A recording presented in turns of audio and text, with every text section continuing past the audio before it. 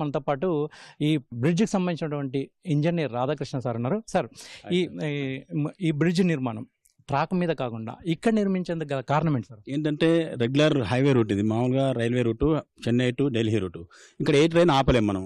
Work చేయాలంటే train ఆపాలి, power ఆపాలి. బట్ మనం పవర్ ఆపలేము, ట్రైన్ ఆపలేము. కాబట్టి వీటిని ఏం చేస్తామంటే రైల్వే ట్రాక్ యువతల మనం దీన్ని అసెంబ్లింగ్ చేసుకుంటాం. మొత్తం అసెంబ్లింగ్ చేసిన దీన్ని పైకి లిఫ్ట్ చేస్తాం. లిఫ్ట్ చేసి మళ్ళీ ఇటు రోల్ చేస్తాం.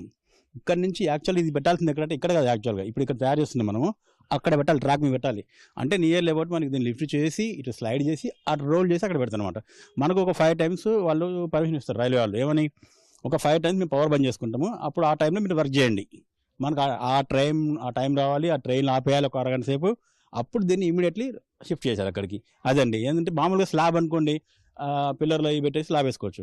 బట్ ఇది ఏంటంటే స్లైడ్ చేసి ఇటు షిఫ్ట్ చేసి అటు రోల్ చేయాలి దాన్ని. దానివల్ల లేట్ అయిపోతుంటుంది. ఈ బ్రిడ్జ్ నిర్మాణంలో ఉన్న ప్రత్యేకతలు ఏంటి? ఇప్పుడు ఒక బౌస్టింగ్ ఉందండి, నియర్లీ 350 tons ఉంటుంది. 350 tons ఇది మనం, ఎందుకంటే లోడ్ మోయాల్సింది 100 tons ఇది. ప్లస్ ఇంకోటి దీంట్లో బౌస్టింగ్ 2 ఉన్నాయి.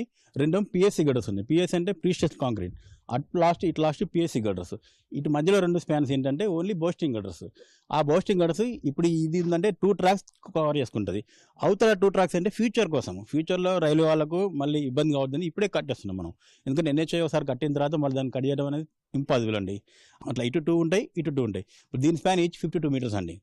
బయట అవి 25 meters, ఇది పిఎస్సి గడర్స్. ఇవి మాత్రం 52 meters. ఈచ్ 52 meters అంటే మీకు 104 meters లోపల 5 tracks ఈజీగా వెళ్ళిపోతాయి. ఈ బ్రిడ్జ్ కాల పరిమితి ఎంతకాలం ఉంటుంది, ఎంతకాలం మన్నికగా ఉంటుంది? ఇది మీకు 150 years అబౌవ్ ఉంటుంది. ఎందుకంటే రైల్వే వాళ్ళు ప్రతి సబ్జెక్ట్ చెక్ చేసుకుంటారు.